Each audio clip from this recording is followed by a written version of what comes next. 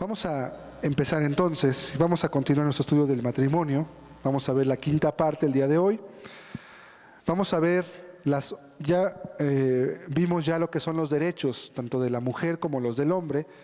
Vamos a comenzar viendo las obligaciones de la mujer dentro del matrimonio, para que posteriormente veamos cuáles son las obligaciones del varón. Algunos de los puntos se van a repetir, pero son tomados desde una perspectiva distinta. Porque antes vimos lo que era un derecho y veíamos el derecho que tenía la persona. Hoy vamos a ver las obligaciones y vamos a empezar viendo esta primera parte, que es muy importante también entenderlo. Todas aquellas personas que estén en un matrimonio, pues creo que ya se han podido dar cuenta si sus matrimonios no han funcionado bien. ¿Por qué no han funcionado bien? Porque se han dejado de cumplir deberes, porque se han dejado de llevar responsabilidades, y por esa misma causa pues ningún matrimonio va a funcionar bien, porque Dios creó a la familia, Dios creó los matrimonios y Él sabe cómo deben funcionar. Y si se sale del esquema que Él trazó, obviamente es imposible que la familia pueda funcionar correctamente. Si queremos que realmente nuestro matrimonio, para aquellos que somos casados, funcione adecuadamente, tenemos que poner mucha atención a cada una de estas partes, cada uno por sí. Los estudios son para que cada uno se los aplique individualmente y no tanto para que le diga al otro lo que tiene que hacer. Pues usualmente cuando uno de los dos comienza a hacer las cosas, Dios empieza a bendecir ese hogar. Cuando las cosas se hacen correctamente, Dios bendice, Dios derrama su bendición y realmente el ambiente dentro de la casa cambia. Y cambia por una sencilla razón, porque Dios empieza a bendecir ese hogar, Dios empieza a hacerse presente en esa casa y entonces comienza a haber claridad sobre muchas cosas de las que antes pues no se entendía realmente para qué servían o para qué funcionaban. Vamos a orar, vamos a pedirle a Dios su ayuda. Qué importante es que sea Dios y su palabra la que nos guíen a través de estas enseñanzas. Señor, te agradecemos mucho la oportunidad de la vida que nos concedes en esta ocasión, Señor. Sabemos que tú nos la has concedido con un propósito, y es la de poder honrarte, servirte, y específicamente ahora que hablamos de la familia, Señor, porque sabemos que tú quieres restaurar cada matrimonio y familia, y quieres apercibir a aquellos, Señor, que han de comenzar algún día una familia, para que puedan empezar con el pie derecho, haciendo y obedeciendo a las cosas que tú has legislado, acerca de las cuales cualquier matrimonio pueda vivir feliz, Señor, porque pueda tenerte a ti. Háblanos hoy, ayúdanos a entender estas obligaciones, Señor, que son sagradas, y permite que cada uno pueda aplicarlas en su muy particular circunstancia, vida u hogar. Te lo pido en el nombre de Jesús. Amén. Hemos visto entonces que hay pactos, que hay un pacto que es el matrimonio, y que cuando se realiza un pacto, existen derechos y obligaciones que obtienen quienes se están casando. Esto es algo que todas las personas que se han casado o que han sido testigos o que han presenciado un matrimonio, ya sea en una iglesia o ya sea en un registro civil, todos lo entendemos y todos lo comprendemos perfectamente. Si estos deberes y obligaciones se cumplen, el matrimonio está guardado de muchas infidelidades y a veces, aunque no esté Dios a veces en medio, a veces el matrimonio hasta puede guardarse de su destrucción. Yo lo he visto en muchas ocasiones. Pero hemos visto que la base, la fuerza o la razón que puede hacer que estos derechos se cedan de manera correcta, es decir, por amor, tanto del hombre hacia la mujer y viceversa, es cuando una persona conoce a Dios. Cuando en un matrimonio no hay un conocimiento de Dios, no hay una motivante de por qué hacer estas cosas. Más bien la persona lo puede ver como una carga, lo puede ver como una imposición, lo puede llegar a ver como que yo así no lo veía, porque no tiene temor de Dios. Por eso dice la Biblia que con el temor de Dios los hombres se apartan del mal. Y la inteligencia de Dios, dice la Escritura, pues es guardar su palabra, es guardar sus mandamientos. Cuando no se conoce a Dios, usualmente se llega a un cansancio, se llega a una rutina, o simplemente no hay motivación para guardar cada una de estas obligaciones y derechos. No hay motivante, simplemente la persona pues está casada y sigue viviendo una vida simplemente porque ya está casado. No tiene ya otra cosa por lo cual guiarse, no hay otra motivante, no hay otra razón por la cual sepa que debe de hacer lo que debe de hacer. No tiene motivante, pero el que teme a Dios sabe que un día le va a dar cuentas a Cristo. Sabe que un día va a estar parado delante de Él y que Dios le va a preguntar y que Dios le va a cuestionar sobre lo que hizo y lo que no hizo. Y ese temor lo lleva a pensar y a razonar. Además, lo que Dios me pide es lo mejor, es lo más justo, es lo más bueno. Yo no puedo inventar nada mejor que lo que Dios ya ha creado y ha trazado como reglas. Vamos a comenzar viendo entonces las obligaciones. Antes quiero explicar qué es una obligación. Una obligación, una definición de diccionario, es un documento en el que se reconoce una deuda o se promete su pago. Eso es una obligación. Se reconoce una deuda, la deuda puede ser económica o puede ser moral, y se promete el pago. Es como cuando se firma un contrato para trabajar. Si usted ha firmado alguna vez un contrato para trabajar, se habrá dado cuenta que en él vienen derechos y vienen obligaciones. Y la persona que está firmando el contrato se está comprometiendo a llegar a una hora, a salir a cierta hora, y a que durante ese tiempo observe ciertas reglas y cumpla ciertos trabajos de acuerdo a lo que él haya firmado como contrato. Cuando una persona va a rentar una casa, a veces también se suele firmar un contrato de arrendamiento.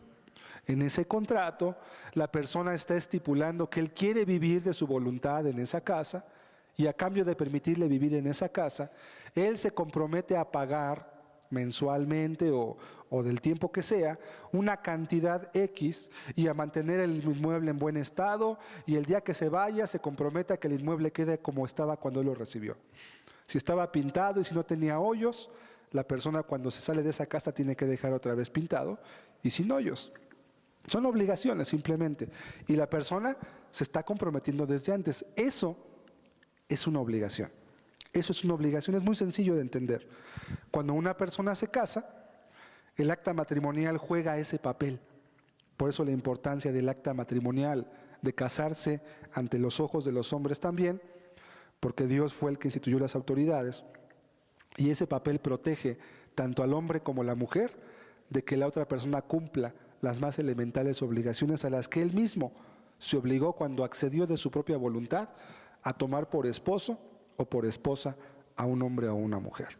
Entonces, cuando hablamos de obligaciones, hablamos del deber, hablamos de aquello a lo que cada persona se comprometió voluntariamente cuando accedió a un matrimonio. No hablamos de una opción, no hablamos de algo si le gusta a la persona o si está de acuerdo, no hablamos de eso. Usted cuando firma el acta del contrato del trabajo, si a usted no le gusta pararse temprano, pues a ver cómo le hace. Porque el patrón lo espera ahí a las 8 de la mañana. Y a él no le importa que usted duerma tarde, a él no le importa que usted se desvele, a él no le importa que usted tenga compromisos familiares. Él los quiere allí a las 8 de la mañana. Y si no llega temprano hay una sanción. Le va a descontar una parte de su sueldo, o después de X veces, ¿verdad?, le puede despedir. Bueno, ya usted evaluará y verá qué tanto le conviene llegar temprano o no. En el matrimonio es exactamente igual. El matrimonio tiene ese papel entonces, y las personas están obligándose a muchas cosas cuando se están casando. Es importante comentar que las obligaciones, cuando el amor impera, y cuando hablo de amor, que ahorita voy a tocar ahorita ese punto, cuando hablo de amor no me refiero a los sentimientos ni a las emociones. Cuando hay amor, cumplir estas obligaciones no es una carga, se convierte hasta en un deleite cuando realmente se ama a la persona. Pero no se puede amar a una persona cuando no se ama a Dios. Todo el que no ama, dice, no ha conocido a Dios, porque Dios es amor. El amor verdadero, el amor que puede hacer que un matrimonio, que una familia sean sustentados, solamente es el amor que Dios puede derramar en el corazón de un ser humano. Si ese tipo de amor no está en la vida de un hombre o una mujer, va a haber problemas. Está garantizado, porque los seres humanos necesitamos amar y deseamos amar también. Es algo que está dentro de nuestro corazón y nuestra conciencia y nuestra mente. No lo pensamos, simplemente lo deseamos. Y mucha gente se casa precisamente por eso, porque supuestamente se va a casar con alguien a quien va a poder amar, y que a su vez lo va a amar también a él o a ella. Eso por lo menos es el ideal que muchas personas tienen, pero obviamente al no conocer el concepto de lo que es el amor, pues luego vienen los descalabros, luego vienen los ayes, luego vienen los por qué no hice caso a esto, a aquello, a lo otro, porque la persona tiene un amor diferente. ¿Cuál es la primera obligación de una mujer dentro del matrimonio? Que como veremos muchas también se repetirán con el varón. La primera obligación de la mujer, y quizás la más importante, de la cual va a depender su matrimonio, es el amar sacrificialmente a su esposo y darse por él. El amor de Dios es un amor que da sin pedir a cambio. Es decir, hace su parte sin esperar que la otra persona lo recompense, lo alabe o le reconozca lo que está haciendo. El amor así es. Cristo vino al mundo, Cristo se hizo hombre, Cristo dio su vida por ti y tal vez tú ni siquiera crees en Él. Es más, a lo mejor te vas a morir y no vas a creer en Él y nunca lo vas a honrar. Aún así Cristo vino y dio su vida por ti. Esperaría por tu propio bien que tú te volvieras a Él. Pero si no lo haces, de todos modos Él ya lo hizo. Él lo hizo antes de que tú lo hicieras. El amor que es sacrificial da sin reprochar. Es decir, cuando da, ama o sirve, no está echando en cara a la otra persona lo que no hace o lo que deja de hacer. Simplemente ama. Eso es el amor. La persona que ama, su único límite o su final de ese amor únicamente es la muerte. Vamos a ver 1 Corintios 13. Vamos a recordar brevemente, no vamos a verlo otra vez porque ya lo estudiamos. El cuarto estudio de esta serie de la familia, creo que fue el cuarto o el quinto, tocamos el aspecto del amor que puede sostener una familia. El amor es sufrido, es benigno, el amor no tiene envidia, el amor no es jactancioso, no se envanece, no hace nada indebido, no busca lo suyo, no se irrita, no guarda rencor, no se goza de la injusticia, mas se goza de la verdad. Todo lo sufre, todo lo cree, todo lo espera, todo lo soporta. Si sacamos a Dios de en medio de un matrimonio, tener este tipo de amor es imposible. No se puede. Ninguna persona es capaz de buscar lo suyo, de no tener envidia, de no ser jactancioso, de creer, esperar y soportar cuando no está Dios en medio. No se puede. Este amor se convierte únicamente en un ideal, y así lo veían los griegos, como un ideal, un amor platónico a veces, que únicamente podía ser pues de lejecitos, ¿no? Pero no, la Biblia habla de esto y toma esta parte como una explicación sencilla de lo que es el amor y de cómo éste se manifiesta. Ese amor niega sus propios deseos con tal de hacer lo correcto y también puede soportar dificultades para seguir adelante con su proyecto. Qué común es que a veces los matrimonios deciden disolverse o deciden separarse por problemas que a veces ni siquiera son tan graves. A veces son solamente discusiones, tonterías, y por esa razón ya no siguen adelante con el proyecto que tenían de vida, que era casarse y permanecer el resto de sus vidas con un hombre o con una mujer. ¿Por qué pasa eso? Porque las personas no tienen amor, porque no están dispuestos a soportar dificultades, aún a sufrir un agravio. El cristiano piensa de tal forma que es preferible para él ser el agraviado a ser él el que agravie, el que haga daño. Que prefiero ser el que me haga daño a yo ser el que dañe a otro. ¿Sí? Es una manera de pensar distinta que choca totalmente con la concepción que tiene el mundo de la supervivencia o del amor. El mundo piensa al revés. El mundo piensa que debes tú de cuidarte a ti mismo, que debes de ver por ti mismo, que debes de estar atento a tus necesidades, pero el amor es diferente. El amor lo que hace es buscar lo del otro antes que lo suyo propio. Lo que hace es primero ver por el bienestar del otro antes de buscar por el suyo propio.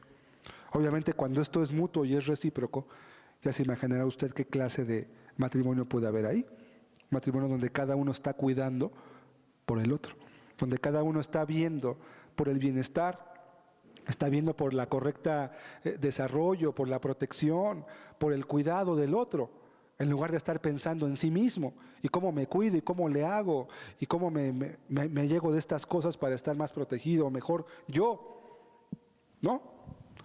La persona que está casándose, la mujer tiene esta obligación, amar sacrificialmente a su esposo. Solamente este tipo de amor puede sostener un matrimonio. Todos los demás tipos de amor, el amor pasional, el amor sexual, como también lo hemos estudiado, el amor afectivo, ¿verdad? Donde hay mucho afecto, mucho romanticismo, donde hay rosas y velas y dulces, eso es bonito también, pero ese amor no puede sostener el matrimonio, porque no tiene la fuerza necesaria para soportar cuando vengan, como Jesús dijo, los ríos, los vientos, las tempestades. Y en todo matrimonio hay dificultades. A veces puede ser porque se enfermen los hijos, porque falte dinero, porque se acabe el trabajo, porque hay un problema familiar, por 1000 cosas pueden ser. Cuando la persona no tiene amor, se va a derrumbar su matrimonio. Puede estar junto, puede no separarse, pero realmente están separados. Viven juntos, pero están separados. Duermen en la misma cama, pero ya no son un matrimonio. Viven en la misma casa, pero cada quien vive en su parte de su casa, porque ya hay un pleito, ya hay una disensión, ya no hay comunión entre esas dos personas. Eso ya no es un matrimonio. El pacto ya se terminó. El pacto era de amarse, de acompañarse.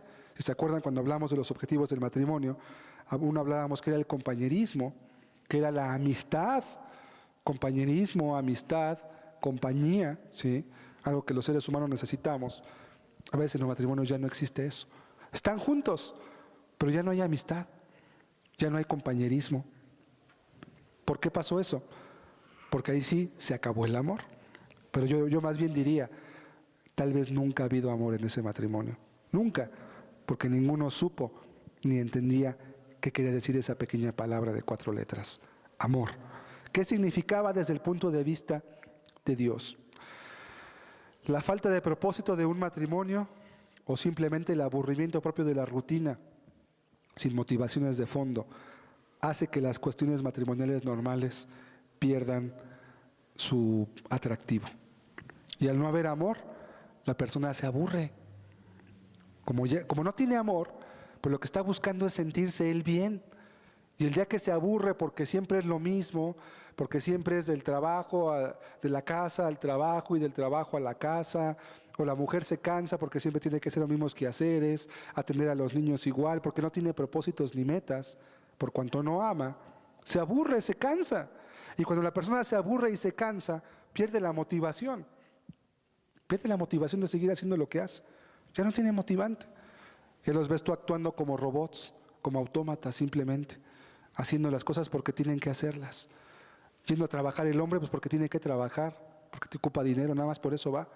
Pero no lo hace con el pensamiento de que va a suplir a su familia, de que va a sacar sustento para sus hijos, de que les va a dar de comer. Como no tiene planes para sus hijos, para su matrimonio, pues vive como un robot, sin sentido. Son, válgame la expresión, como el ganado, que simplemente ahí va corriendo atrás, unos atrás de otros. Ahí va la gente al trabajo, ahí regresa la gente del trabajo. Ahí van las mujeres al mercado, por los niños a la escuela, y ahí van de regreso otra vez las mujeres a su casa. Pero no tienen propósitos. No están pensando en la otra persona, porque no solo pueden pensar en sí mismos. No hay amor en sus vidas. Sus vidas carecen de propósito. Sus vidas están huecas, vacías, no tienen metas eternas.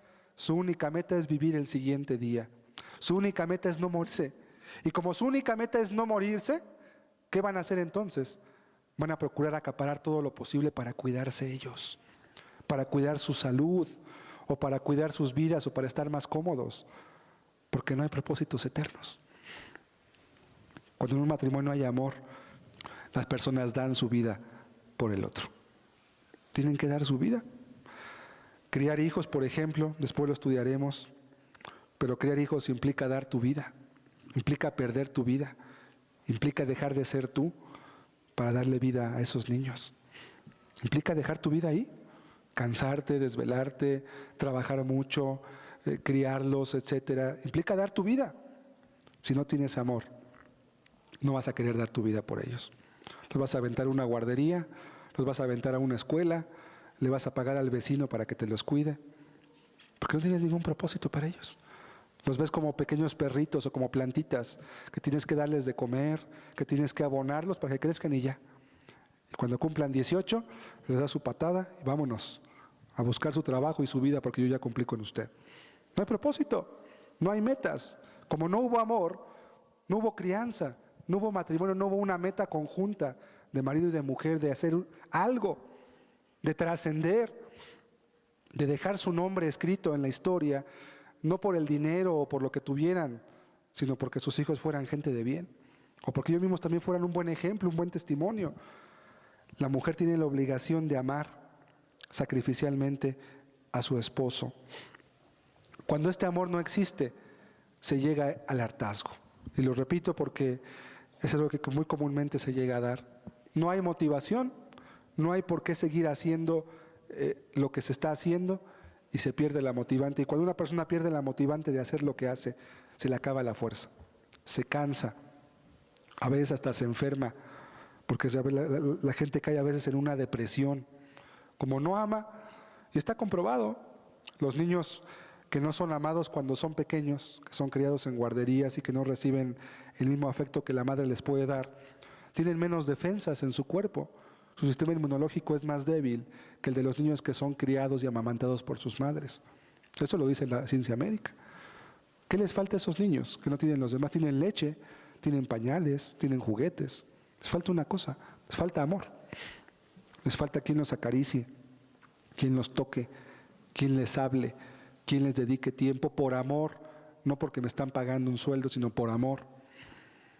El niño crece defectuoso, crece deficiente en su organismo. Qué interesante es. Y también así pasa con los seres humanos adultos.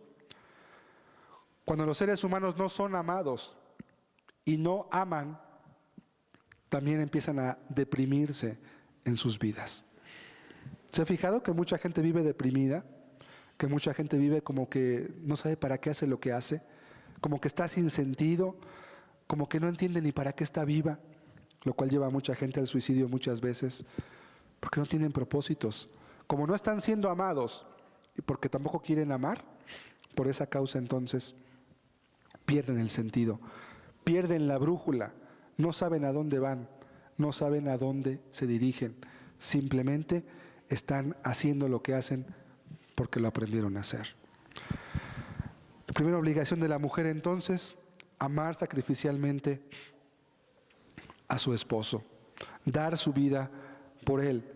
Es la muestra más grande de amor que un ser humano puede experimentar cuando da su vida por alguien. Jesús dijo, en esto conocerán que soy mis discípulos si tuvierais amor los unos por los otros.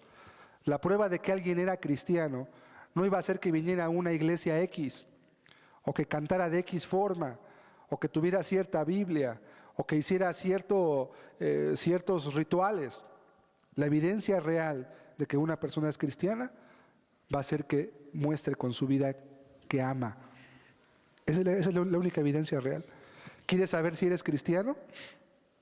Pues antes de hacerte un examen doctrinal, a ver si entiendes cómo Dios perdona o qué es el arrepentimiento, mejor pregúntate esto: ¿yo estoy amando? ¿Realmente yo amo? ¿Realmente estoy poniendo mi vida por alguien? Si no lo haces, pues yo dudaría mucho que fueras cristiano. No estás dando tu vida, no estás amando. Y el que no ama, dice la Escritura, no conoce a Dios. No conoce a Dios, el que no ama. El matrimonio es un excelente lugar para aprender a amar como debemos amar. El matrimonio y la familia, la crianza de los hijos, es algo muy hermoso en sí mismo, porque las personas maduran en ese lugar.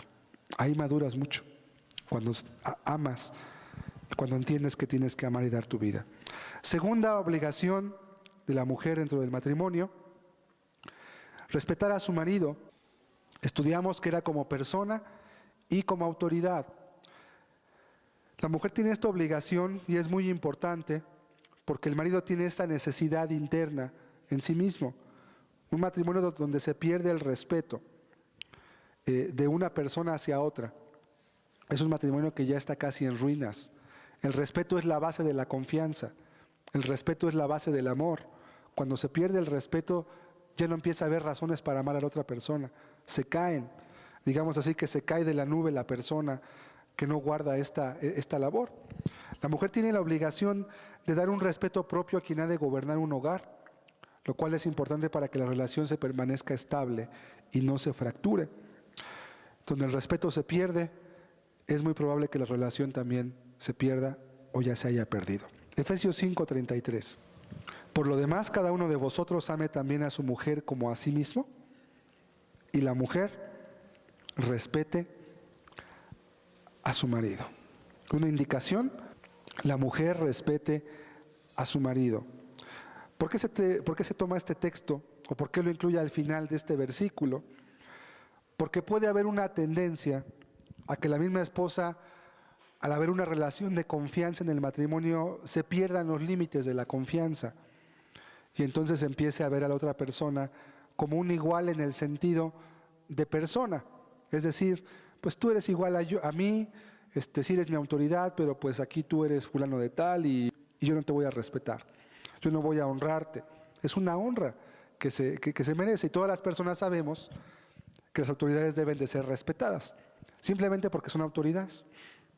Un policía merece respeto, un juez merece respeto, un legislador merece respeto. Ya lo que haga y lo que diga, y si hace mal, bueno, es asunto de él. A mí Dios no me puso como juez, a mí me puso como ciudadano gobernado, y yo tengo la obligación de respetar a mis autoridades. Y todos sabemos e intuimos que esa gente necesita y merece un respeto simplemente porque es una autoridad. Nada más por eso merece un respeto. En el matrimonio, Dios estableció que el marido debería ser cabeza del hogar, y eso lo veremos cuando hablemos de la autoridad. Y entonces, cuando no hay un respeto adecuado hacia esa autoridad, no hay las condiciones para gobernar. A ver si me entiende. Si yo me llevo de a cuartas con el policía, por ejemplo, voy a hablar de las leyes de tránsito, y yo me llevo de a cuartas, de confianza con el policía, y pues cuando giro me paso el semáforo, al fin es mi cuate y pues no me hace nada, y le digo, ay, pues no te preocupes, pues sí me pasé el rojo, pero pues tú eres mi cuate, dame chance, no hay problema. Y luego circulo en sentido contrario y sé que no me hacen nada porque el policía que está cuidando esa parte es mi cuate. ¿Qué va a pasar? Va a empezar a haber un caos, porque no puede ese policía hacer excepción con alguien simplemente porque es su amigo. Él tiene que honrar su papel como autoridad. Y para honrar su papel como autoridad, él tiene que poner infracciones, tiene que poner reglas iguales para todos. Bueno, en el hogar pasa algo similar. Si se pierde ese lindero de lo que la autoridad es, y la mujer no comprende que el marido es una autoridad que Dios puso en su hogar para que fuera obedecida bajo los límites que ya hemos visto, se pierde ese límite y entonces no puede haber gobierno, no puede haber un gobierno adecuado. Si cuando el marido dé una instrucción acerca de algo, la mujer no lo obedece porque dice, pues al fin es mi esposo y ¿quién va a saber lo que yo hago? Y no lo hace, ¿qué va a pasar? Va a empezar a haber un caos, ¿cómo se llama? Una confusión de autoridades. Bueno, entonces ¿quién va a gobernar la casa, tú o yo? No podemos los dos decidir lo que se va a hacer. Uno tiene que tomar la decisión. Ambos podemos opinar, tú puedes opinar, yo puedo dar mi opinión, pero alguien tiene que tomar la decisión. Cuando la mujer no respeta a su marido como autoridad, cuando no lo honra adecuadamente, no se puede gobernar el hogar. No se puede. O lo que más comúnmente sucede cuando el matrimonio no es cristiano, es que el marido simplemente empuja a la mujer para que ella tome las decisiones del hogar. Bueno, ya que no quieres sujetarte, entonces tú haz lo que tú quieras. Hazle como tú quieras. Que cómo hago para acá, como tú quieras. Que cómo hago lo otro, haz lo que se te pegue la gana. ¿Qué empieza a haber ahí? Un caos, una anarquía. Porque entonces luego cuando los hijos vienen y quieren pedir un permiso, entonces la mamá los manda con el papá, el papá con la mamá, se echan la bolita y finalmente los hijos acaban haciendo lo que se les pega la gana. ¿Quién gobierna ese hogar? Nadie. Nadie está gobernando. Es un hogar acéfalo, es un hogar sin cabeza. ¿Cuál va a ser el resultado de ese hogar? Ese matrimonio no va a funcionar nunca bien y los hijos es muy probable que acaben destruyendo sus vidas porque no tienen guianza, porque no tienen quien los guíe, no tienen quien los ponga en unos carrilitos y que les diga por aquí te vas a ir, este camino vas a seguir, así le vas a hacer, porque no hay autoridad. Si la mujer no respeta a su marido, y respetar también implica llevarlo a que tome su papel como varón. Ya eso también lo expliqué, y es muy importante que la mujer no ceda a la tentación de ser ella la que tome las decisiones en casa. La mujer debe empujar a su esposo, debe de obligarlo a que él tome las decisiones y ella sujetarse a las mismas. Pero aquí hay un conflicto. Cuando la mujer no entiende este punto, se le hace más fácil tomar ella las decisiones en lugar de empujar al marido que las tome. Y la mujer, como vamos a ver ahorita más adelante, Dios no creó a la mujer para gobernar el hogar. Y ahorita vamos a ver por qué. ¿Sí? Dios no la creó así. No es porque no pueda, porque muchas mujeres que son solas guían su hogar de manera admirable, mejor a veces que con el patán del marido, que a veces no servía para nada, porque no daba dinero, porque era alcohólico, que golpeaba a la familia. Lo guían mejor solas a veces. Pero cuando hay un hogar donde hay hombre y mujer, la mujer debe entender ese papel. Porque al respetar a su marido, está respetando la autoridad que Dios estableció por encima de ella. ¿Quieres que Dios gobierne tu mujer, tu hogar, mujer? Empuja a tu marido a que tome las decisiones. Sigue el orden que Dios trazó. Pero si vas tú a tomar las decisiones, cuando hay un varón en casa, que es más fácil para él decir, tú haz lo que tú quieras, y yo estoy de acuerdo, Dios no va a bendecir ese hogar por una simple y sencilla razón. Porque Dios no lo diseñó así. Él no dijo que se iba a hacer así. Eso tú lo estás haciendo diferente. La mujer tiene la obligación de respetar a su marido. Tiene que ver con la honra también que la persona merece. Y cuando la mujer no entiende esa labor, usualmente acaba llevando cargas que no le corresponden. ¿Por qué? Porque usualmente el varón le va a aventar todo el peso de la casa encima a ella. Yo te doy mi dinero y tú hazte pelotas. Ahí a ver cómo le haces, cómo compras, cómo haces, disciplinas a los niños que hagan sus tareas, y yo ya cumplí. Y no es así.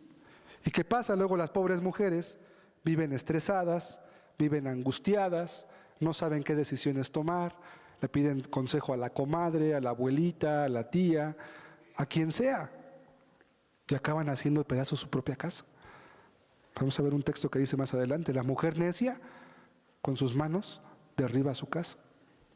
Con sus manos la derriba. Queriendo hacer bien, acabó haciendo un daño, porque Dios no puso a la mujer para que gobernara. ¿Sí? En nuestro país vivimos en matriarcados, en la mayoría de nuestra sociedad, y las consecuencias están a la vista. Vivimos en un país de machos. Vivimos en un país donde los hombres creen que son mejores que las mujeres. Pero ¿sabe usted quién produce a los machos? Las mamás de esos machos son los que los producen. Ellos son los que los crían así, porque no saben gobernar el hogar. Porque dan la figura de que su esposo o el hombre es un bueno para nada, ¿verdad? Que nomás sirve para trabajar y traer dinero y se acabó. Entonces, ¿cuál es la imagen que va a tener el varón también cuando crezca? Pues la misma. Yo mi labor es trabajar y gritar y mandar y golpear. Y ya mi esposa se hace cargo de la casa. Se va pasando de generación en generación. ¿Sí? ¿Por qué sucede esto? Porque la mujer no respeta a su marido. Podríamos llamarle, como decimos coloquialmente, que en el pecado llevan la misma penitencia. En el pecado de no querer tomar su papel como coautoridades o como gobernadas, llevan la penitencia, porque después se les va a caer el peso de la casa encima a ellas y se van a encontrar que Dios no las capacitó para tomar ciertas decisiones que había que tomar en casa, y la consecuencia va a ser un desastre. Se va a echar a perder el hogar, va a estar de cabeza, la mujer va a gobernar, el marido no va a hacer absolutamente nada más que traer dinero y gritar y mandar, es todo lo que va a hacer. ¿Pero quién tiene la culpa de eso? La mujer, precisamente, porque no empujó a su marido a que tomara su papel como autoridad dentro de su hogar. ¿Y por qué no lo empujó? Porque nunca lo respetó como autoridad. Entonces dijo, no, yo puedo mejor que tú, yo sé más que tú, yo soy más inteligente, a mí me enseñó mi mamá. Las generaciones, ¿verdad? A mí me dijeron que yo tome las decisiones. Bueno, eso no fue lo que dijo Dios. Y las consecuencias están a la vista. Tercer obligación de la mujer en su matrimonio, es un punto que va de la mano, sujetarse de buen agrado, es decir, obedecer las indicaciones de su esposo de corazón, lo cual no se puede dar si no hay respeto hacia la persona o la autoridad del marido. La sujeción u obediencia a la autoridad se puede ejecutar siempre de dos maneras.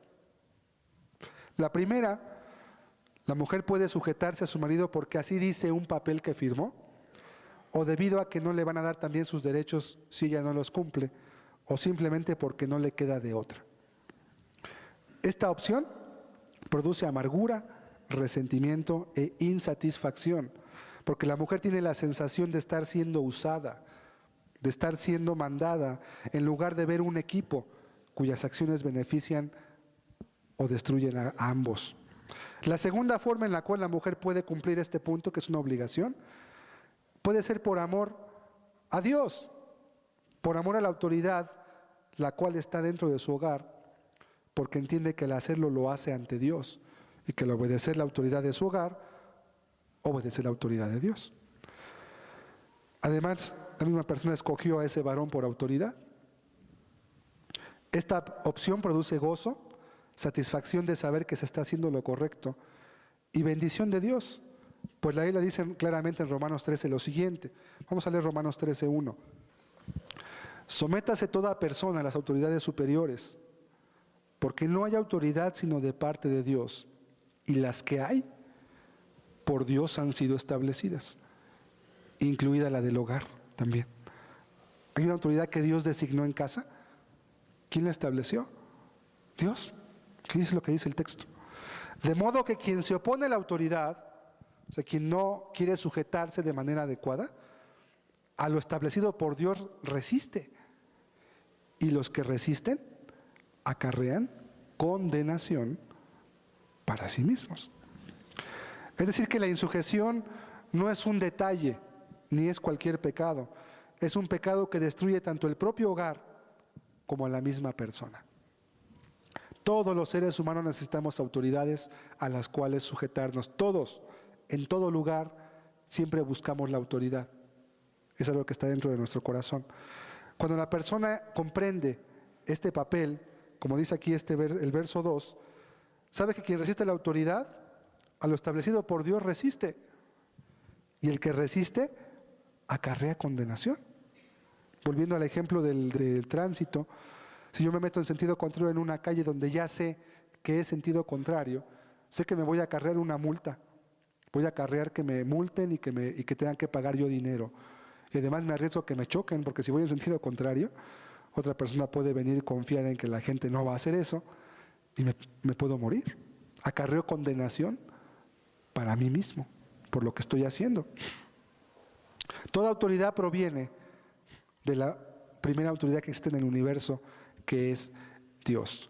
Entonces, cuando la mujer comprende esta parte del papel, simplemente entiende que cuando obedece está obedeciendo a Dios. No que el marido sea Dios, ni que sus decisiones sean las mejores o las que Dios tomaría. Yo no estoy diciendo eso. Simplemente estoy diciendo que al obedecer la autoridad que está dentro de su hogar, está obedeciendo a quien puso a esa autoridad y quien además la propia mujer escogió por sí misma.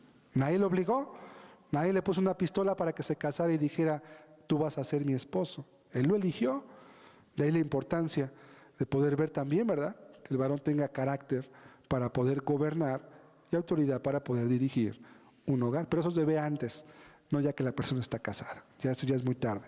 Primera de Pedro 3:1. Vamos a ver la importancia de la sujeción de la mujer. Asimismo, vosotras mujeres, estad sujetas a vuestros maridos, para que también los que no creen a la palabra sean ganados sin palabra por la conducta de sus esposas. Fíjese qué importante. Dice, en este caso habla mujeres cristianas que tienen maridos inconversos, que no conocen a Dios. Dice, ¿cómo vas a ganar a tu esposo? A través de tu conducta, de tu sujeción. Dice, los que no creen a la palabra van a ser ganados sin palabras. Esto es muy importante. En un hogar, la única predicación válida es la que se da con los hechos. Las palabras no cuentan, porque ya hay mucho tiempo de que la persona se conoce y las palabras no valen. Solo los hechos, eso sí valen mucho. Verso 2. Considerando vuestra conducta casta y respetuosa. ¿Qué es lo que va a guiar a un marido inconverso hacia Dios de parte de la esposa que realmente es cristiana? Su conducta casta. Casta quiere decir limpia, pura, que no está haciéndole la barba al marido para que le dé dinero, no, que lo hace por amor, que no está haciendo lo que hace únicamente por sacar un beneficio, no, una conducta casta, pura, con una intención limpia, simplemente lo hace porque sabe que al hacerlo está obedeciendo a Dios. Casta y respetuosa. ¿Qué es respetuosa? No es que tu marido va a ser Dios, por supuesto, ningún marido es Dios.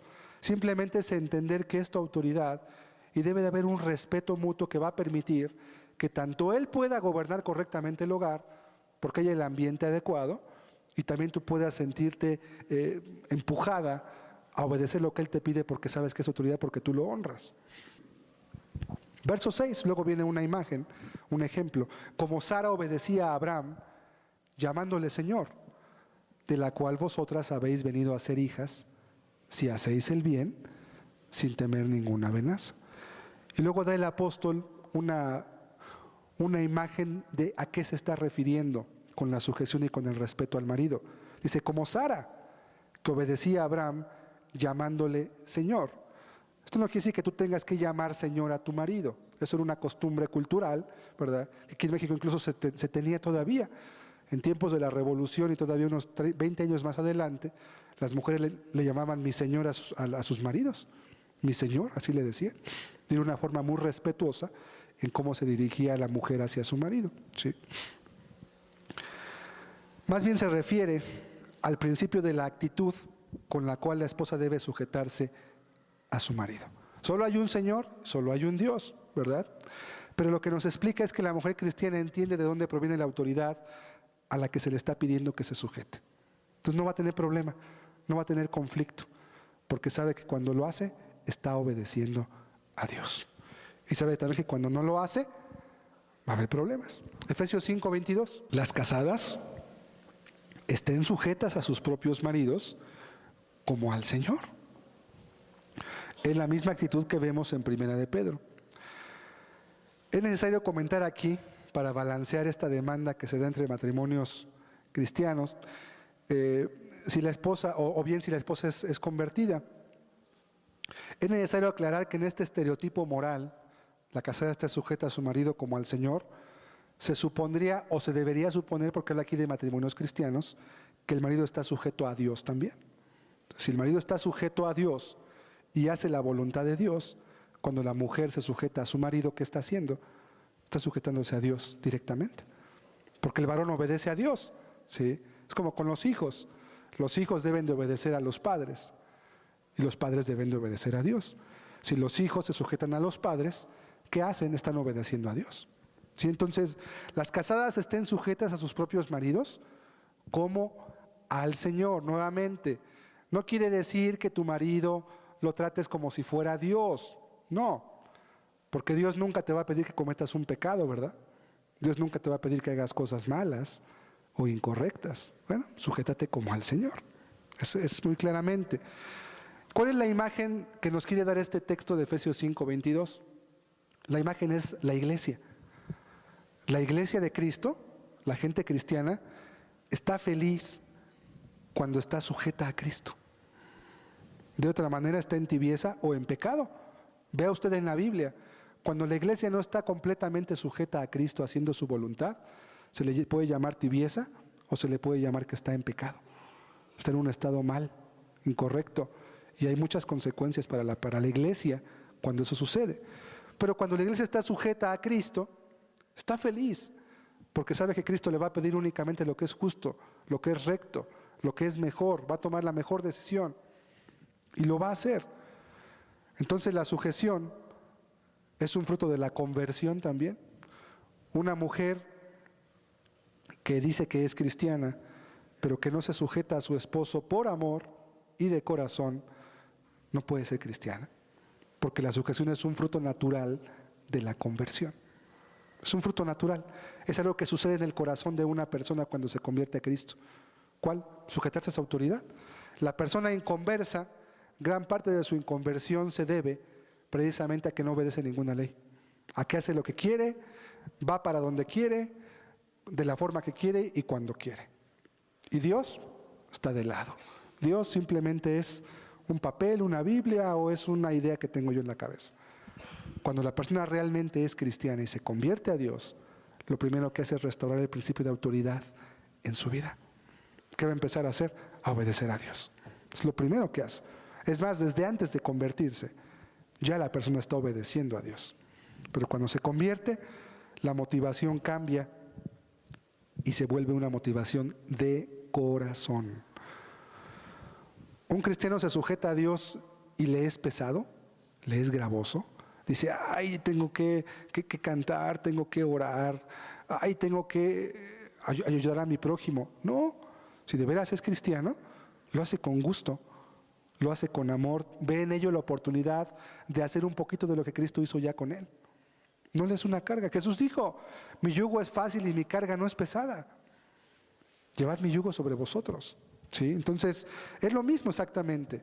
Igualmente la mujer cuando está sujeta a su esposo va a encontrar su lugar adecuado dentro del hogar. Cuando no es así, siempre hay mucha insatisfacción y mucho vacío.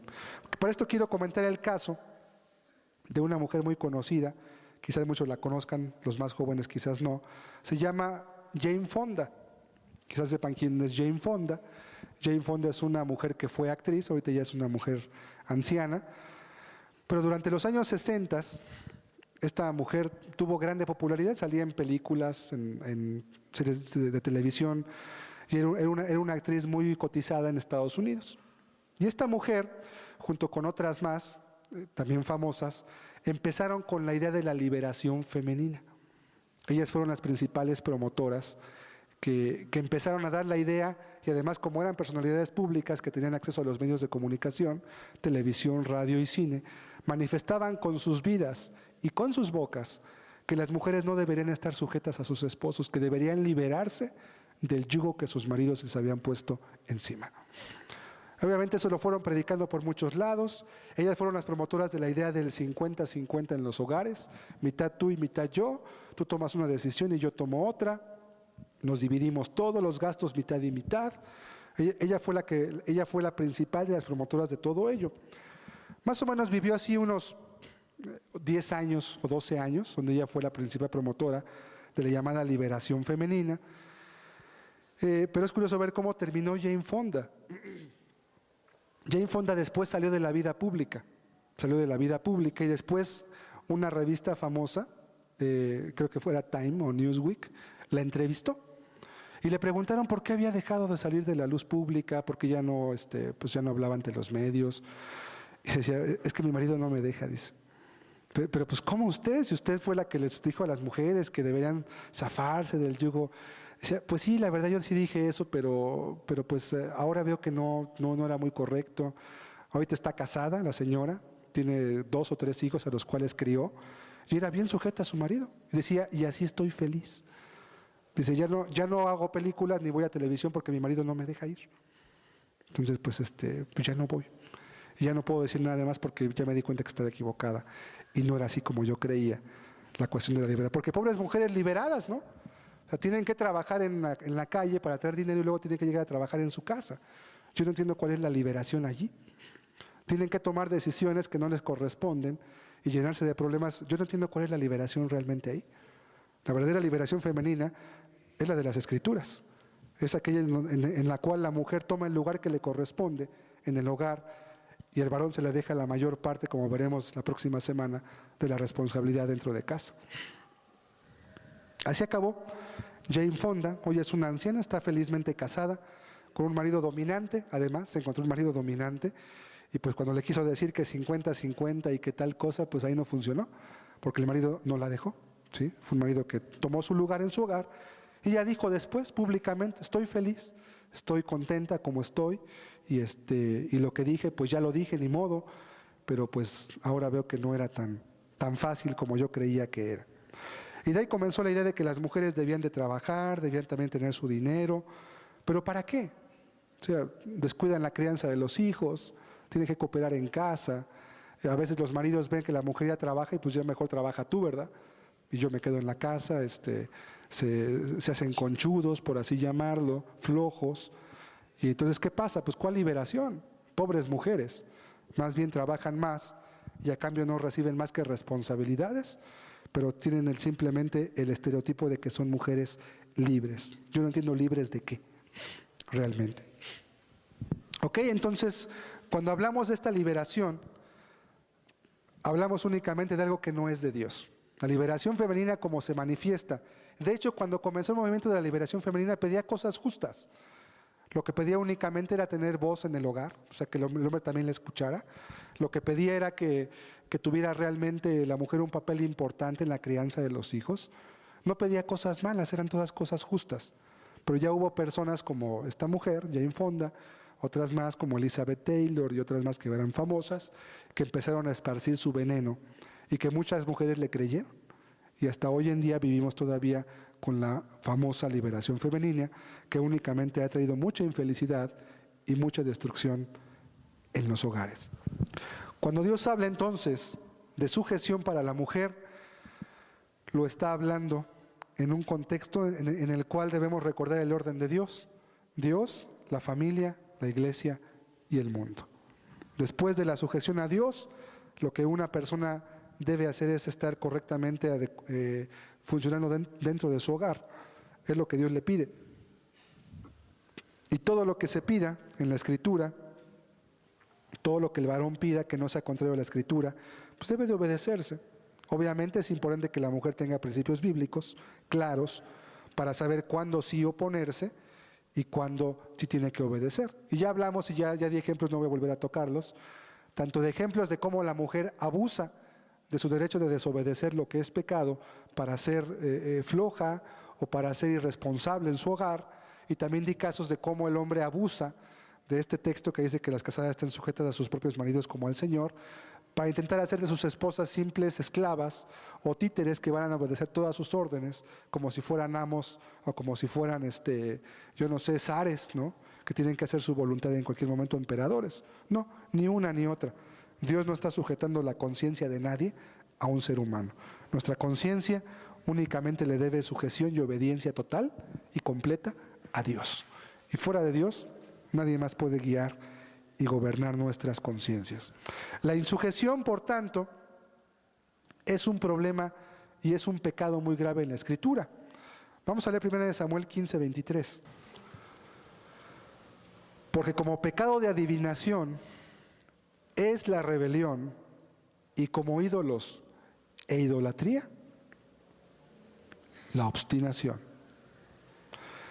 Como pecado de adivinación, dice, como la hechicería, es la rebelión. ¿Rebelión a qué? A la autoridad. ¿Por qué se lo dijo Dios? O más bien aquí Samuel se lo dijo a Saúl, porque él había desobedecido y había hecho su voluntad en contraposición a lo que Dios le había pedido que hiciera. La autoridad, que era Samuel, le dijo claramente a Saúl: vas a hacer esto, esto, esto, esto y esto. Y Saúl hizo 4/5 partes, casi hizo todo, pero no hizo todo lo que le dijo Samuel. Hubo una parte que Samuel no hizo, que Saúl no hizo. Y Samuel va a reprenderlo y le dice: como pecado de adivinación es la rebelión ante los ojos de Dios. Y como ídolos e idolatría, la obstinación. Es interesante, ¿por qué compara Dios el pecado de la rebelión con la adivinación? O con la idolatría, que es realmente hechicería. ¿Sabe cuál es la esencia de la hechicería? ¿Por qué la gente hace o practica hechicería o magia? Porque quieren hacer su voluntad. Quiero que me den este trabajo. Quiero casarme con esa mujer. O quiero que a este hombre le pase un daño. O quiero que a este hombre Dios lo bendiga. Entonces, a través de la magia, la persona quiere manipular su medio ambiente, ¿sí?, para hacer su voluntad. Eso es la brujería, esa es la esencia de la brujería. Hacer mi voluntad en contraposición de la de Dios. Bueno, una persona que es rebelde a la autoridad, ¿qué está haciendo? Pues, lo que quiere. Está haciendo lo que él dice que debe de hacer. Una mujer que en su hogar no se sujeta a su marido, ¿qué está haciendo? Su voluntad. ¿Cómo la ve Dios? Como una adivina, como una bruja, como una hechicera, como una mujer que no se sujeta a Dios. Y ahorita vamos a ver por qué es muy importante que la mujer esté sujeta y tenga una autoridad o una señal de autoridad, ¿sí? Y como ídolos e idolatría, la obstinación. ¿Qué es obstinarse? Es decidir hacer algo independientemente de lo que los demás me digan. Pues sí, me mandaron que yo hiciera esto, pero yo quiero hacer esto. Pues sí, es cierto, a mí me dijeron que hiciera lo otro, me dijeron que dejara de hacer estas cosas o que hiciera estas en mi casa, pero yo les voy a hacer. Pues aunque usted no tenga ídolos en su casa, aunque usted haya tirado los budas, aunque haya tirado los ídolos mudos, las pinturas, los palos, cualquier ídolo, usted está peor que esas personas que tienen ídolos en su casa y que los van a adorar y a postrarse ante ellos. Porque el ídolo que usted tiene está en su corazón. Y de ahí para sacarlo, de ahí sí está difícil. Porque no se puede nomás sacar y romper. La idolatría tiene que ver mucho con la condición moral de una persona. Entonces la insujeción es un pecado muy grave, muy grave. Por eso dice, el que resiste a la autoridad acarrea condenación para sí mismo. Proverbios 14:1, la mujer sabia edifica su casa, mas la necia con sus manos la derriba. La mujer sabia, ¿cómo edifica su casa? Siguiendo el orden que Dios le trazó. Así es como edifica su hogar. No hay ninguna otra forma en que la mujer pueda edificar su hogar. Es sujetándose a la voluntad de Dios. Pero la necia, con sus manos, con sus hechos, con sus decisiones, con su manera de actuar, la está destruyendo. Al ella misma no sujetarse a la autoridad en casa, si hay niños en casa, por ejemplo, también se provoca que los niños después no vean al padre como una autoridad. Y cuando esos niños crezcan y la mujer no sepa cómo gobernarlos y el padre ya no sea una autoridad para esos hijos, se va a crear un caos. Nadie va a poder gobernar a esos adolescentes. Cuando tengan 13, 14 años van a hacer lo que se les pegue la gana. Y ni papá ni mamá van a ser capaces de hacer nada porque no tienen autoridad moral para hacer nada. Y los hijos se te van a descarriar. ¿Quién hizo eso? En gran parte la mujer y también el hombre, por supuesto. Los dos cooperan. La mujer necia derriba sus manos y también el hombre necio hace otro tanto. Exactamente. Y recuerdo únicamente que la sujeción está acotada a los principios bíblicos. Vamos a ver Hechos 5:29. Respondiendo Pedro y los apóstoles dijeron, es necesario obedecer a Dios antes que a los hombres. ¿Sí? Entonces, se debe de obedecer. La mujer debe sujetarse a su marido en todo lo que se le pida, pero está acotado a los principios bíblicos. Ya lo estudiamos. Tu marido te pide que hagas algo que es un pecado, que va en contra de tu conciencia, que es algo que la Biblia claramente está condenando. Tú tienes el derecho como mujer de desobedecer a tu marido y estás haciendo lo correcto ante los ojos de Dios. Pero siempre y cuando haya principios bíblicos claros, no mis caprichos, no lo que yo creo, no lo que yo me imagino, no lo que según yo está mal. Los pecados tienen nombre: idolatría, adulterio, fornicación, robo, mentira, hurto, amargura, ira, odio, rencor. Tienen nombre los pecados. No son, es que a mí Dios me dijo que eso está. No, nada de que Dios me dijo. Para eso tenemos la Biblia. Si empezamos con que Dios me dijo, pues ahora también Dios me dijo que yo soy Dios, ¿verdad? ¿Y quién va a decir que no? Nos volvemos aquí todos locos, dementes. Para eso está la Biblia, para que sigamos sus principios y nos basemos en base a ella, no en base a lo que yo creo que es correcto o es mejor. Ahí le dice, mi marido me pidió que yo dijera una mentira. Pues yo no voy a mentir aunque mi marido me mande. Pues si es mi marido y dice que debo sujetarme como al Señor, pero el Señor nunca me pedirá que yo mintiera. Entonces yo no voy a obedecerlo, porque Dios no me pedirá eso, yo no voy a obedecer eso. Mi marido me pidió que robara, no, pues no lo voy a hacer. Me pidió que adulterara, no lo voy a hacer. Y no me importa. Y que se enoje el marido, que se enoje. Confórmate con que no se enoje Dios, es lo que debes de buscar en tu vida. Si se enoja el marido y hace berrinche porque quiere que cometas un pecado, que haga berrinche, que haga lo que quiera, que patalee. Tú no tienes por qué obedecer. Para eso está la Escritura, siempre. Y si tú lo obedeces, Dios te va a honrar. Y después ese hombre va a entender que tú estabas haciendo lo correcto al no obedecerla. Y lo he visto yo con mis ojos. Y no sujetarte a sus decretos impíos y perversos que te pedían que tú rompieras las leyes de Dios. Para nada. Siguiente obligación de la mujer: apoyar a su marido en todo, inclusive económicamente. Aquí voy a explicar un poquito. Recordemos que la mujer se funda en las metas del varón y no al revés. ni tampoco están compitiendo. El matrimonio no es un lugar en donde vamos a ver quién puede más, a ver quién gana más, a ver quién puede más, no. Ambos son dos, pero se vuelven uno. Dios dijo, ya no serán dos, sino serán una sola carne. La mujer tiene la obligación de apoyar a su marido para cumplir las metas que él tenga. ¿Cuáles metas van a ser estas? Las de Dios, cuando son metas correctas, ¿verdad? Génesis 3:16, vamos a recordar un texto. A la mujer dijo, multiplicaré en gran manera tus dolores, los dolores en tus preñeces. Con dolor darás a luz los hijos, y tu deseo será para tu marido, y él se enseñoreará de ti. Es muy importante este texto. Cuando Adán y Eva pecaron en el Edén, hubo algunas maldiciones, pero también hubo ciertas bendiciones con las cuales Dios buscaba proteger a ambos de que siguieran destruyendo sus propias vidas. En el caso de la mujer, había una consecuencia, iba a multiplicar los dolores de las preñeces cuando fuera el parto, pero luego viene una bendición con la cual Dios iba a proteger a la mujer. Tu deseo será para tu marido. ¿Qué significa eso? Tus metas van a ser las de él, o te vas a fundir en tu marido para cumplir su vida, y él se enseñoreará de ti. ¿Qué es enseñorearse en este sentido cuando Dios lo habló? No es lo que ya comenté hace rato. No es que va a tratar a la mujer como si fuera la esclava, como si fuera un animal, ¿verdad? Y como yo soy tu amo, tú me vas a obedecer. No. Esto más bien lo hizo Dios para proteger a la mujer. Dios vio que la mujer era más susceptible de ser engañada. Por ello Dios le dio una autoridad a la cual sujetarse para protegerla. De esta manera, en lugar de que la mujer tome sus decisiones propias, personales, en cuestiones que son trascendentales para su vida, su marido iba a ser el responsable de guiarla y de tomar esas decisiones. Porque algunas personas interpretan que esta sujeción es un castigo con el cual Dios castigó a la mujer. Para nada.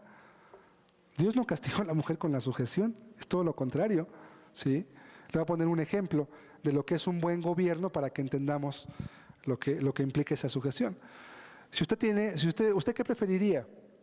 ¿Vivir en un lugar solo? Váyase a vivir a la Sierra de Puebla, por ejemplo, para que nadie lo gobierne. Entonces váyase a vivir solo a la Sierra de Puebla, haga ahí su casita, su jacal, como pueda, ¿verdad? No hay agua, no hay luz, no hay drenaje, no hay pavimento, no hay protección, lo pueden asaltar, lo pueden matar ahí porque está en la mera Sierra de Puebla. O es mejor vivir en un lugar donde hay un gobierno, donde hay autoridades que se encargan juntamente de gobernar, y a través de gobernar, y aquí hablo de lo que es idealmente, ¿verdad?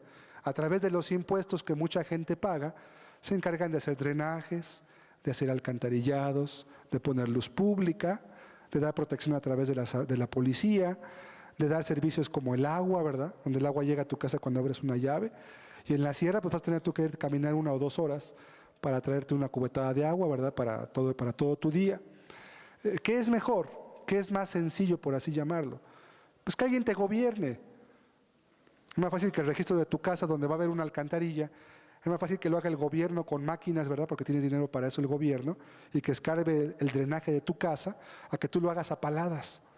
Te vas a cansar más. ¿Tienes que pagar un impuesto? Pues claro, tienes que pagarlo, pero es mucho mejor para ti. Es mejor a que tú pongas un foco afuera de tu casa, es mejor que el gobierno ponga una lumbrera pública que alumbre toda tu calle. Además ahí no se la van a robar porque está en alto y la protege la autoridad. Y si se rompe, la autoridad la repone. ¿A qué me estoy refiriendo con eso? ¿Qué es más fácil? ¿Gobernar o ser gobernado? Es más fácil ser gobernado, porque la autoridad se encarga de todo lo esencial. Dios entonces a la mujer fue exactamente lo que hizo. Le quitó el grande peso de tomar decisiones personales, trascendentales en su vida, y las dejó para con su propio marido. ¿Sí? Él se enseñoreará de ti significa lo siguiente: Él va a tomar las decisiones para guiar tu vida. Él va a ser tu protección. Vamos a 1 Corintios 11:10. Por lo cual, la mujer debe tener señal de autoridad sobre su cabeza por causa de los ángeles. El texto usted puede leer en casa, todo el contexto. Dice que la mujer no fue engañada, que el hombre no fue engañado, sino que la mujer, siendo engañada por sus sentidos, incurrió en transgresión. ¿Cómo era la mujer? Es más débil en ciertas áreas. En este caso, la mujer es más susceptible de ser engañada. Y aún lo podemos ver en lo natural. ¿Cuántos hombres engañan a las mujeres? Y les hacen creer que se van a casar con ellas y que van a ser muy felices, y luego las dejan abandonadas. ¿Por qué la mujer fácilmente se deja engañar? No es porque sea tonta. No hablamos aquí de capacidad intelectual. Hablamos de una cuestión constitutiva en sus afectos. La mujer, al ser más afectiva, al usar más, no me acuerdo si es la parte izquierda o derecha del cerebro, ¿sí?, utiliza y mezcla su razonamiento con sus afectos y con sus emociones, por lo cual no puede tomar decisiones, como le llamamos, con la cabeza fría. Cuando va a tomar una decisión, mezcla los puntos de vista antes de decidir una cosa. Y el varón usualmente no es así. El varón usualmente despeja la parte afectiva, usa la parte racional y en base a esa toma sus decisiones, por lo cual puede tomar mejor decisión en casi todos los casos.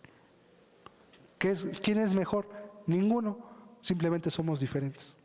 Dios le dio al varón el papel de regir su hogar y gobernarlo, y a la mujer el de sujetarse y obedecer por esta razón. La mujer debe tener señal de autoridad, dice. Algunos dicen que es el velo. Hay muchas mujeres que entonces cargan su velito, ¿verdad? Se lo ponen en su cabeza, pero luego hablan muchísimo, no se sujetan a sus maridos. ¿De qué sirve que se pongan un velo? No, esa señal de autoridad no es un velo. La Biblia dice que en lugar de velo a la mujer se le dio el cabello, precisamente. Esa señal de autoridad es la sujeción al varón. Si es casada, a su esposo. Si es soltera, a sus padres. Si es viuda, divorciada o sola, pues al pastor de la congregación será, o a un varón que haya por ahí, un tío. Como Esther, usted pues se acordará del caso de Esther, que fue una mujer que se quedó huérfana desde que era niña y estaba sujeta a su tío Mardoqueo. Él era su padre, estaba sujeta a un varón. Y ve la historia de Esther como mujer, fue una mujer sujeta. Y cuando Mardoqueo, su tío, le decía, pues vas a hacer esto, Esther lo hacía. Y eso que era la reina de Persia, pues sí, era muy la reina, pero ella entendía el principio de autoridad y sabía que al sujetarse a su tío Mardoqueo estaba sujeta a Dios. Ella podía decir, pues no lo hago, al fin ya soy la reina. No, ella entendía. Y Mardoqueo le dijo, vas a ir a presentarte ante el rey, y si te matan, pues esa fue la voluntad de Dios. Lea, Esther es un libro muy bonito. ¿Sí? ¿Y qué hizo Esther? Y obedeció a su tío. Dios la bendijo y pudo salvar a todo su pueblo por la sujeción de una mujer. Pero ¿qué tal si Esther fuera una mujer liberada? Ah, no, ahorita yo soy la reina, me disculpas, tío. Sí, cuando era yo tu sobrina, pues ahí sí yo te obedecía, pero ahorita me disculpas, ahorita yo soy la reina. Aquí nada más mis chicharrones truenan. Y yo voy a hacer lo que yo quiera. ¿Qué hubiera pasado con el pueblo de Israel? Lo hubieran destruido. Hubieran hecho con él lo que hubieran querido, porque una mujer no se sujetó. Entonces vemos cómo Dios puso a una mujer sabia como reina de un imperio, ¿verdad? ¿Pero por qué la puso? Porque su sabiduría consistía en su sujeción, precisamente, en su humildad, en su manera de sujetarse ante Dios. ¿Cómo? A través de la autoridad, que en este caso era su tío, porque era como si fuera su padre. Entonces, esa señal de autoridad en su cabeza es la sujeción a un varón, precisamente. ¿Sí? ¿Qué pasa con las mujeres cuando no están sujetas a ningún varón y van a la iglesia? Pues son las mujeres que ven de todo, que sueñan de todo, que profetizan de todo, que se les aparecen los ángeles, se les aparece el diablo, se les aparecen todos, y andan a ir dirigiendo las iglesias. Los sabatistas, ¿sabe usted quién fundó los sabatistas? Una mujer llamada Elena G. de White, divorciada por cierto, que no tenía autoridad sobre su cabeza y fue engañada por demonios. Es que me dijo el ángel que este mandamiento era el más importante. Jesús dijo que el cumplimiento de la ley era el amor, no el cuarto mandamiento. Pero es que ya un ángel le dijo. ¿Qué pasó? La engañaron. La engañaron. Elena G. de White. Hay una mujer también que habla algo acerca de Saint Germain, que es una orden moderna. Bueno, hay una mujer Elizabeth Clare Prophet se llama. Creo que es alemana esta mujer o es americana, no estoy seguro. Pues ella fundó una orden que hoy es muy famosa en el mundo, donde la gente está adorando a un señor ahí de barbas güeras, ¿verdad? Que dicen que es un profeta, que ve que es Cristo. ¿Y por qué? Porque la señora, un ángel le dijo que ese era el ángel de X, Y, Z. Muchas mujeres en muchas iglesias están gobernando, incluso por encima de sus esposos, incluso por encima del pastor, ¿verdad?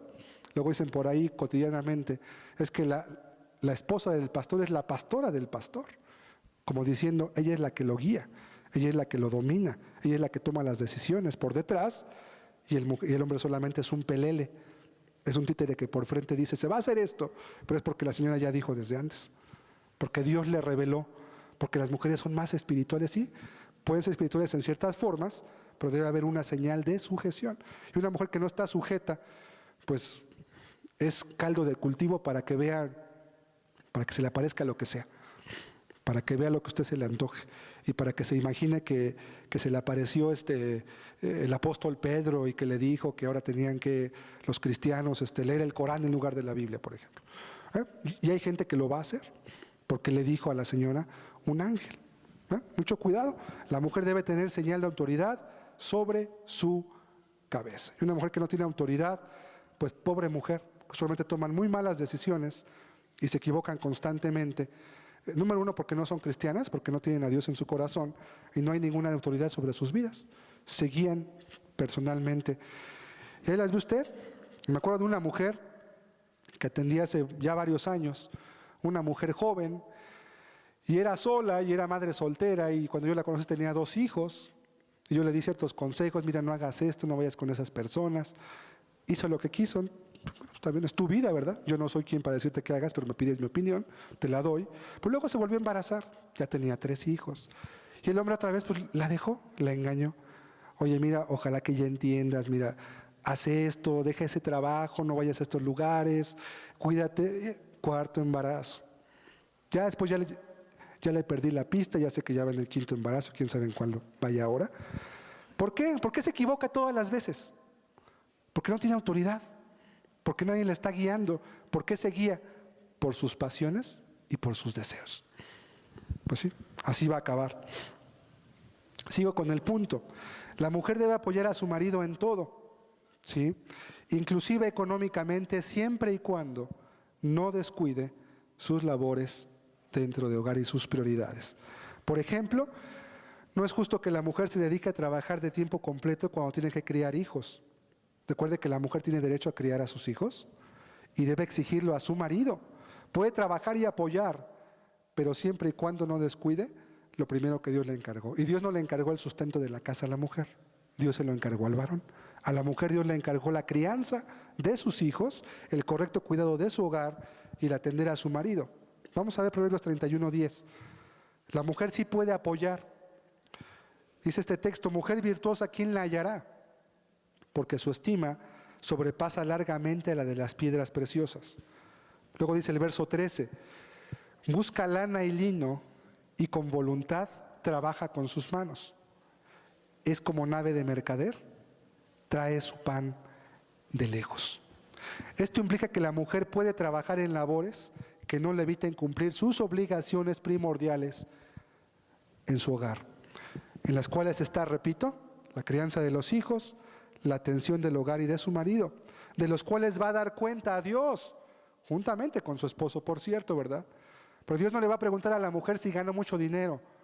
Dios no le va a preguntar a la mujer si traía muy buena ropa o si podía comprarse lo que quería. Dios le va a preguntar, ¿dónde están tus hijos que te di, mujer? ¿Cómo los criaste? ¿Dónde están? ¿Son gente de bien ahora tus hijos? ¿Son gente que teme a Dios? ¿Son gente que guarda mis mandamientos? ¿Dónde están tus hijos? Ah, Señor, pero es que yo trabajaba todo el día, es que yo ayudaba en mi casa. Sí, pero eso no fue la labor que yo te encomendé a ti, eso le tocaba a tu esposo. Pero es que yo quería trabajar porque yo oí que el 50-50, yo oí a Jane Fonda. Pues sí, pero eso no fue lo que yo te encargué a ti. ¿Dónde están tus hijos? ¿Qué puede hacer la mujer entonces? Puede hacer trabajos manuales. Las mujeres pueden coser, pueden trabajar en casa, pueden hacer labores de lo que sea, ¿verdad? Siempre y cuando no descuiden las labores de su hogar. Pueden trabajar y pueden ganar dinero desde su casa, pueden trabajar un trabajo que no sea de tiempo completo, incluso si se los permite la crianza de sus hijos, si sus hijos ya son mayores, ¿verdad? Pero mientras los hijos haya que criarlos, es sagrada la crianza de los hijos. Y una mujer que cambie la crianza de sus hijos por el trabajo, está tomando una de las peores decisiones que puede tomar un ser humano en su vida. Dice, se levantan sus hijos y la llaman bienaventurada, y su marido también la alaba. ¿Por qué sus hijos y su marido la llaman bienaventurada y la alaban? ¿Usted cree que la llamarían bienaventurada cuando los hijos no fueron criados por ella? Cuando nunca los amó, los corrigió, los instruyó. El marido alabará a una mujer que no tiene su casa en orden, que no hace la comida o que no tiene la ropa limpia. Pues no la va a alabar, ¿verdad? Pero ¿por qué aquí el marido alaba a la mujer y también los hijos la llaman bienaventurada? Porque además de cumplir todo lo que tenía que hacer como mujer, lo cual ya es muy fuerte la labor de una mujer en casa, además apoyaba a su marido de otras maneras. Y eso sí es una virtud, que pueda haber el tiempo para atender correctamente el hogar y además poder apoyar en otras labores que ya no son su labor primordial. ¿Sí? Entonces, ¿no es esto un sustituto de la crianza de los hijos? Personalmente, además, puede servir quizás como testimonio. He tenido a muchos jovencitos que se quejan de que sus padres les dan todo lo que el mundo les grita que tenían que darles, pero se quejan de que a cambio de darles todo lo que les daban, descuidaron su formación moral, espiritual y de valores. Y de valores. ¿Qué quiere decir? Que se están quejando porque sus padres, aunque sí les dieron dinero, les dieron escuela, ropa, calzado, juguetes, comida, etcétera, lo cual es necesario, a cambio de eso, tuvieron que esclavizarse a un trabajo en el cual no podían atenderlos. Y los hijos, muchos jóvenes me lo han dicho, preferiría tener la 10ª parte de mis ropa, del estudio que tengo, pero haber tenido padres que me amaran y que me criaran. Yo hoy no sé lo que es amar, ni ser amado. Y son como pequeños desadaptados sociales. Sí, tienen títulos, tienen dinero, pero la vida del hombre no consiste en la abundancia de los bienes que posee, ya lo dijo Cristo. ¿Y de qué sirve que un hijo tenga una muy buena carrera o tenga una cuenta en el banco si no va a saber para qué sirve? Si las va a echar a perder, echaste a perder a tu hijo. Pero es que le di todo lo que yo no, es que no quería que mi hijo padeciera porque yo padecí mucho. Bueno, usted padeció y lo que padeció le sirvió para valorar las cosas. Y le fue de utilidad, porque sabe que las cosas cuestan sudor y sabe que un par de zapatos cuesta dinero que hay que trabajar para ganárselo. Pero si el hijo nunca aprende, ¿verdad? Lo que cuesta un par de zapatos, lo que vale un cuaderno, lo que vale X, Y, lo que sea en casa, la comida, el niño nunca va a aprender una labor de valorar lo que se le está dando. ¿Y sabes qué va a pasar? Que tu hijo se va a volver un malagradecido contigo, porque va a pensar que lo que le das se lo merece todo.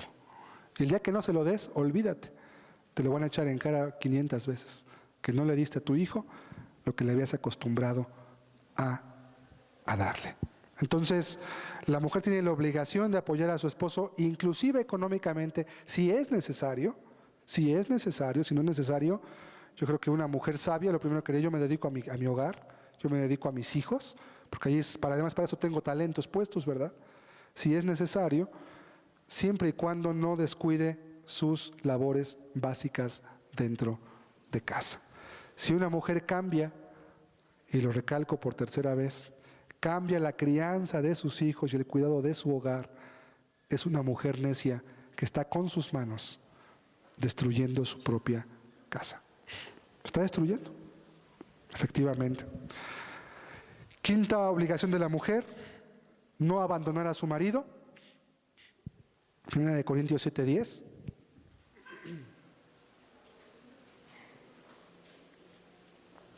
Pero los que están unidos en matrimonio mando no yo, sino el Señor, que la mujer no se separe del marido. ¿A qué se refiere a esto? Simplemente tiene que ver con que el pacto debe ser respetado. Se refiere a aquellas mujeres que tienen mamitis, o papitis, y que cuando tienen un problema en casa, luego van y corren con su mamá y dejan abandonado a su marido ahí 3 días, una semana, en lo que se les pasa el berrinche. La mujer no abandone a su marido. Si no se te ha quitado la mamitis, primero ocupas despegarte las faldas antes de casarte. También luego les da igual a los hombres, ¿verdad? Estamos viendo ahorita el caso de las mujeres. No abandonar a tu marido.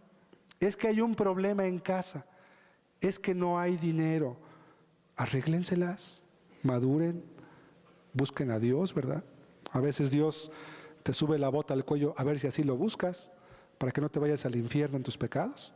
Bueno, pues a ver si entiendes un poquito y sabes que tienes que buscar a Dios. Busca a Dios, acércate a Dios. Pero es que discutimos y me siento muy mal. Pues pide perdón, habla, toma la iniciativa, pero es que no sé cómo. Bueno, ¿para qué te casaste? Entonces ves las personas inmaduras, parece que son niños de secundaria y que están casados, y por cualquier problema que surge, ya quieren correr con el papá, con la mamá.